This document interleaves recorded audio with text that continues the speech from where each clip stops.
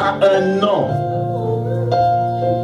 Mais il y a un nom devant lequel tout autre nom, aussi bien les noms d'une maladie, aussi bien les noms d'une infirmité, aussi bien les noms d'une situation compliquée, aussi bien les noms d'un dossier, aussi bien à l'immigration ou ailleurs, aussi bien, Seigneur, les noms d'un roi, les noms d'un féticheur, les noms d'un culte occulte, les noms d'une société secrète.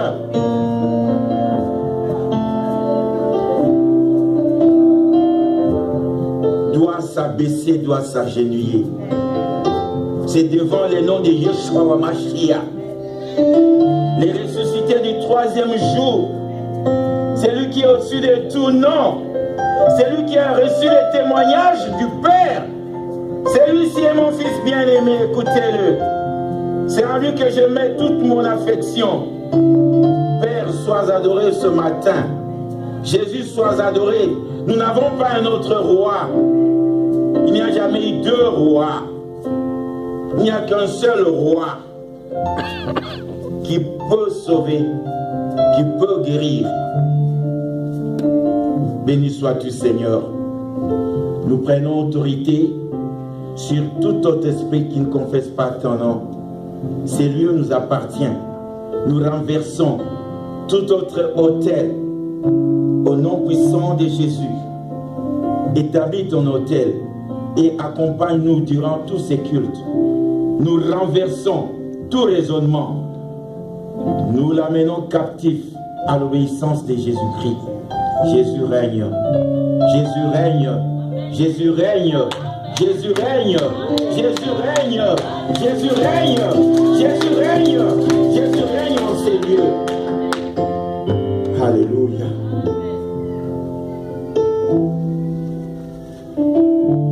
Amen. On peut s'asseoir, on peut acclamer pour le roi des rois. On peut acclamer pour le roi des rois.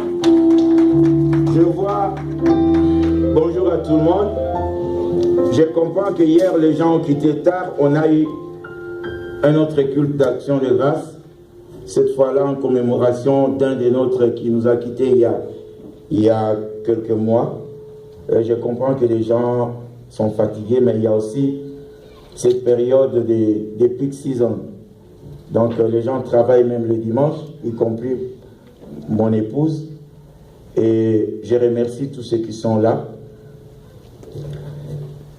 Aujourd'hui, nous allons parler d'une vertu. C'est pour cela que nous allons lire rapidement les Écritures. Je vais faire les deux lectures, les deux lectures, et les autres, je serai accompagné par Papa Alex, Papa Paulin Kagé, et je crois que si Papa Coco ou Papa Nono ont des feuillets, c'est devant ici, ils peuvent s'en servir. Vous allez m'accompagner pour une ou deux lectures. Amen. Parce que je voudrais que tout le monde participe.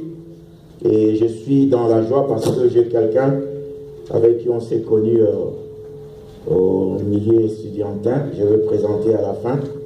Il vient de loin. Donc on a même des amis de Cincinnati. Et, notamment Papa Fijans Kage que vous connaissez bien. Mais au bazar, il faut vous payer ça. Amen. C'est honteux. Dieu nous dit de ne pas avoir de dettes envers quiconque, sinon la dette d'amour seulement. Amen. Nous allons lire, j'ai toujours la version Louis II, c'est ma version préférée. Luc 17, de 11 à 19. Jésus se rendant à Jérusalem, passait entre la Samarie et la Galilée. Comme il entrait dans un village, 10 lépreux vinrent à sa rencontre. Se tenant à distance, ils élevèrent la voix et dirent: Jésus, Maître, aie pitié de nous. Dès qu'il les eut vus, il leur dit: Allez vous montrer au sacrificateur. Et pendant qu'ils y allaient, il arriva qu'ils furent guéris. Donc, il n'était même pas encore arrivé. L'un d'eux, se voyant guéri, revint sur ses pas, glorifiant Dieu à haute voix. Il tomba sur sa face aux pieds de Jésus et lui rendit grâce. C'est ça, le jour d'aujourd'hui, la semaine d'aujourd'hui. Il lui rendit grâce. C'était un Samaritain. Jésus, prenant la parole, dit: les 10 n'ont-ils pas été guéris? Et les 9 autres, où sont-ils? Ne s'est-il pas trouvé que cet étranger pourrait venir et donner gloire à Dieu? Puis il lui dit: lève-toi, ta foi t'a sauvé. On va voir la nuance. Il n'a pas dit lève-toi, ta foi t'a guéri. Amen. Amen. Psaume 103, versets 1 à 10. Le psaume de David. Mon âme bénit l'Éternel. Que tout ce qui est en moi bénisse son saint nom. Mon âme bénit l'Éternel et n'oublie aucun de ses bienfaits. C'est lui qui pardonne toutes tes iniquités. Ça, c'est l'homme qui s'adressait à son âme. En fait, il s'adressait à lui-même. C'est David. Il s'adressait à lui-même parce que l'homme, c'est l'âme. Mon âme bénit l'Éternel. Je suis au 2e verset. Et n'oublie aucun de ses bienfaits. C'est lui qui pardonne toutes tes iniquités, qui guérit toutes tes maladies. C'est lui qui délivre ta vie de la fosse, qui te couronne de bonté et de miséricorde. C'est lui qui rassasie de bien ta vieillesse, qui te fait rajeunir comme l'aigle. Et l'Éternel fait justice, il fait droit à tous les opprimés. Il a manifesté ses voies à Moïse, ses œuvres aux enfants d'Israël. L'Éternel est miséricordieux et compatissant, lent à la colère et riche en bonté. Il ne conteste pas sans cesse. Cela voudrait dire qu'il peut te résister et puis il te laisse aller parce que son nom est amour. Il ne garde pas sa colère à toujours. Ara. Il ne nous traite pas selon nos péchés, sinon personne n'allait subsister. Il ne nous punit pas selon nos iniquités. Amen. Je vais d'abord m'arrêter là. Aujourd'hui, c'est la semaine de Thanksgiving qui va se clôturer. En fait, Thanksgiving, c'est une histoire des anciens de cet État qui nous a reçus.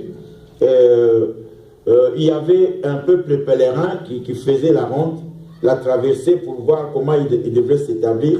C'était en 1621, donc au XVIIe siècle, vers le début. Oui, 1621, j'ai lu encore l'histoire. Et ils ont tellement souffert. Et quand ils sont arrivés à s'établir quelque part, ils ont commencé à glorifier Dieu. Au Canada, c'est le 2e jeudi du mois d'octobre.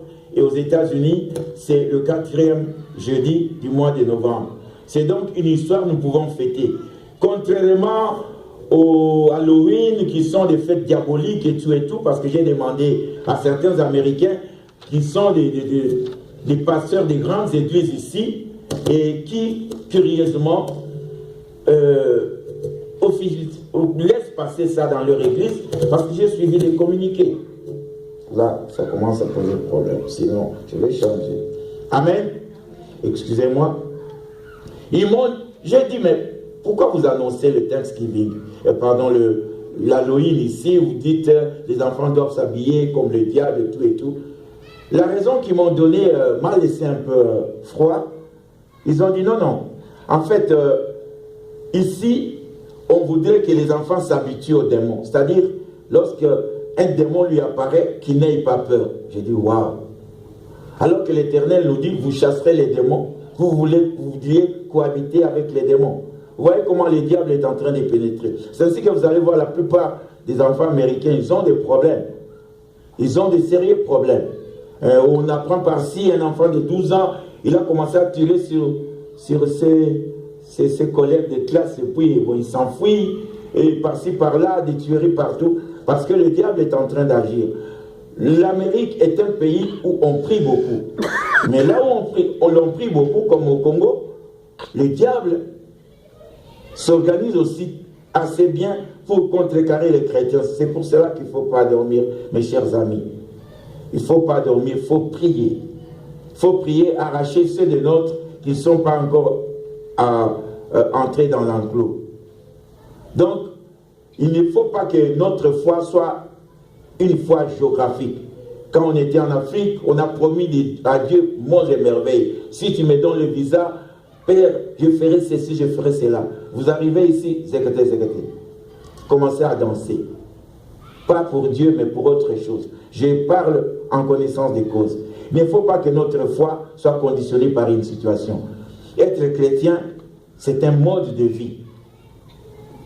Partout où tu iras, tu dois vivre comme chrétien. Chrétien signifie comme Christ, comme on l'a dit à Antioche. Personne parmi les disciples n'avait dit qu'il était chrétien. On a dit non, ceux-là, en tout cas, ils font comme Christ. Et c'est ça, chrétien. Donc, ce n'est pas à toi de dire je suis chrétien. Laisse que les autres voient en toi, reconnaissent en toi la présence de Christ Jésus. Amen. Amen. Ok, la reconnaissance. Qu'est-ce qui s'est passé? Nous allons reprendre la lecture avant que je ne donne la définition ou quoi. Bon, en fait, si on peut commencer par la définition, c'est la gratitude d'hier. On a parlé de la reconnaissance en lui donnant un autre mot. Gratitude, c'est-à-dire être reconnaissant vers quelqu'un qui t'a fait du bien. Donc, c'est un sentiment d'affection. Il faut d'abord être affecté par ce qu'on t'a fait. Ça t'a fait tellement du bien. Maintenant, tu viens. Donc, ça ne reste pas au simple mot merci. Parce qu'on peut dire merci, mais avec, déviation. Dire merci, ça ne signifie rien si ce n'est pas accompagné de ces sentiments d'affection. Quelqu'un t'a fait du bien, tu l'aimes davantage, tu dis merci en tout cas ce que tu as fait, ça m'a fait du bien. Tu dis seulement merci, parce qu'il y a certains qui utilisent merci pour maudire. Au salut à boy, merci Nzambatalal. Est-ce que ça c'est remercier? Amen. Amen. Je voudrais vous entendre. C'est remercier? Non. Au salut à boy. Tu m'as fait ça, merci. Donc, si ce n'est pas accompagné par ton cœur, c'est pour cela que vous avez vu, bon, je vais donner des exemples. Je peux être à genoux en train de chercher un morceau. Ça n'a pas encore une signification. Je peux être à genoux pour balayer sous mon lit. Ça n'a pas une signification. Mais la même position à genoux, si je commence à adorer le Seigneur, ça prend une autre signification. Amen. Amen. La même position. C'est pour cela que quand Isaac a béni Ésaü et a béni Jacob, ce n'était pas de simples paroles. La bénédiction ne vient pas par de simples paroles. Ça doit venir de là. Donc il a tiré quelque chose de l'intérieur de lui-même. En fait, l'essence de l'homme, c'est l'intérieur, c'est ce qu'on ne voit pas. Il a utilisé ça, la bénédiction, c'est intérieur. Il dit à Jacob, je te bénis, même si c'était la tricherie ou quoi. Si vous voyez dans Genèse 25, quand ils sont sortis, Dieu avait déjà dit que du sein de Rebecca, le petit allait dominer sur le grand. Vous allez dire que la maman la femme de quoi? D'Isaac a triché en quoi? Donc Dieu est un tricheur? Non. Et Isaac a dit à Jacob, je te bénis, patipata, et il a été béni. Tu domineras, ainsi de suite. Quand Ésaü est venu, il a dit, je n'ai plus rien à te donner. Ésaü lui a dit, dis quand même quelque chose, bénis-moi. Il dit, mais je n'ai plus rien. Donc si ça ne pouvait se limiter qu'à la parole, il allait aussi dire quelque chose. Amen. Vous comprenez? Tout ce que nous faisons, ça doit venir de l'intérieur. Donc on doit reconnaître à Dieu tous les bienfaits qu'il nous a fait. Ceux qui étaient là hier ont compris que notre vie ne pouvait être que de reconnaissance. Même si c'est quelque chose qui t'a fait mal, mais tu finiras par comprendre pourquoi Dieu t'a privé de ceci ou de cela. C'est pour cela qu'il faut... Lui, il est le maître de tout. Amos l'a bien repris. Papa Claude l'avait repris, c'est lui qui a modéré ici. Il dit, arrive-t-il un malheur dans une ville sans que Dieu en soit l'auteur? Donc même nos malheurs, Dieu en est l'auteur. Oh, si Dieu ne permet pas qu'on bouffe ces gars-là, le sorcier ne pourra pas le bouffer. Amen. Amen. Donc Dieu ne commet jamais d'erreur. Dieu ne commet jamais de fautes. Alors, en toutes choses, bénissons-le. Je dois changer de micro. Parce que là, ça commence à distraire. Excusez-moi.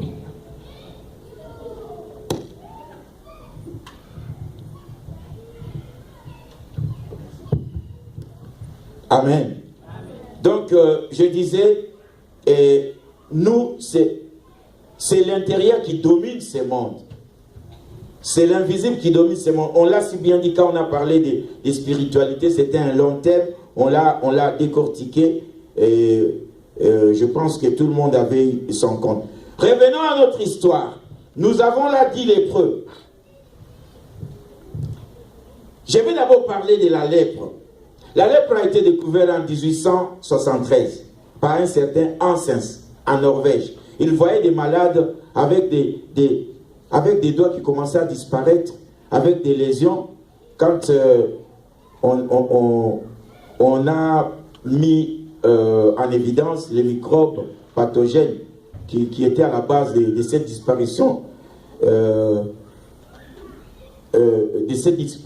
graduelle, donc comment on appelle ça? Graduelle. Des membres, il a étudié, il a découvert, on appelle ça Mycobacterium lepro, je ne sais pas, docteur Mami pourra m'aider. Et on a mis ça en évidence. Je ne vais pas m'interviser là-bas, c'est la science, mais je vais seulement décrire ce que c'est la lèpre.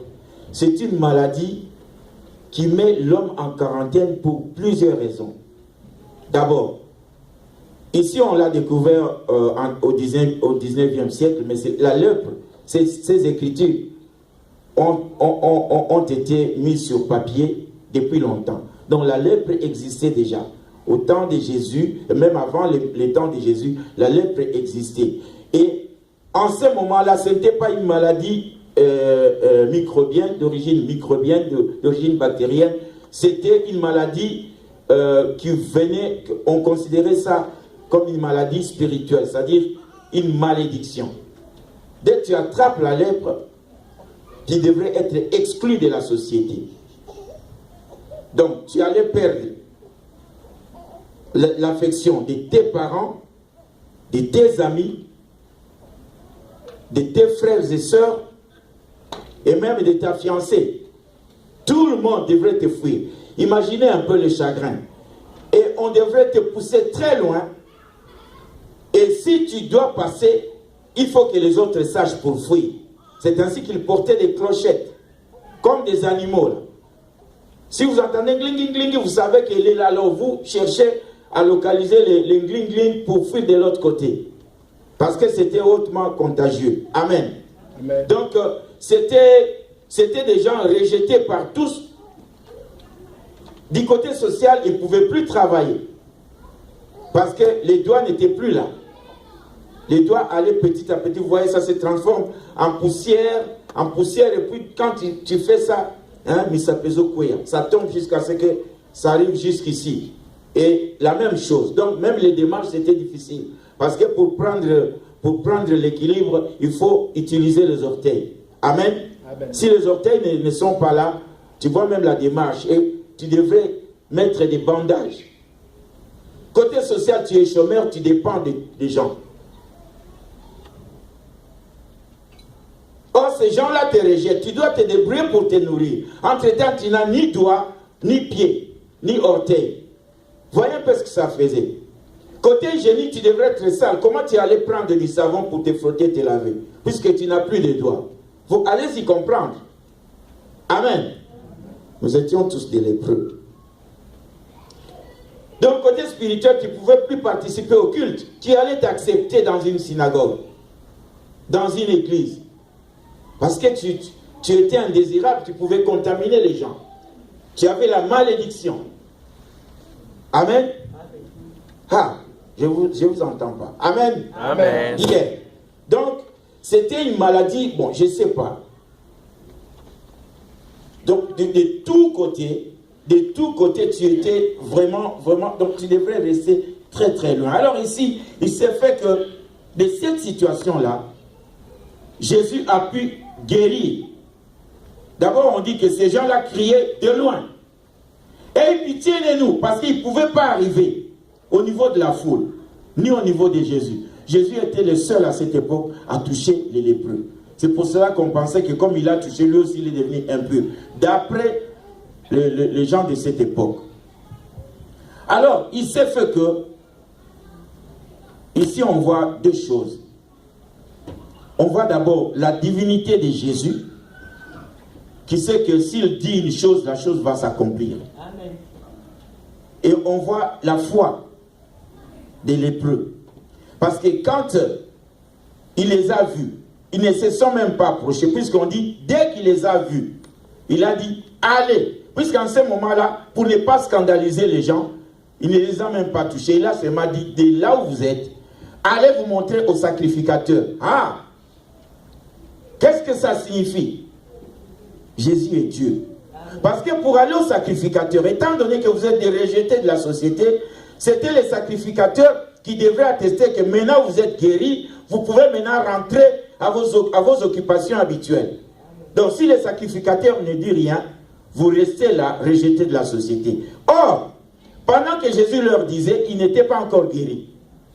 Donc Jésus devrait d'abord les guérir et les envoyer pour qu'on témoigne qu'ils sont guéris et qu'ils pouvaient reprendre leur place au sein de la société. Allez-y comprendre. Donc Jésus savait que quand je les envoie, avant qu'ils n'arrivent, ils seront guéris.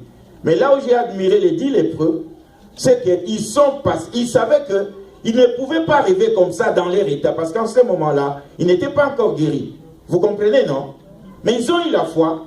Comme c'est Jésus qui nous a envoyés, allons-y quand même. C'est cette foi-là qui les a guéris. Est-ce qu'on peut acclamer pour Jésus? Jésus nous dit aujourd'hui d'aller vers les hommes de Dieu, parce qu'il est derrière sa parole. Donc, il ne faut pas chercher ailleurs. Il ne faut pas chercher les Ngangaïtou. Votre place est auprès des hommes de Dieu.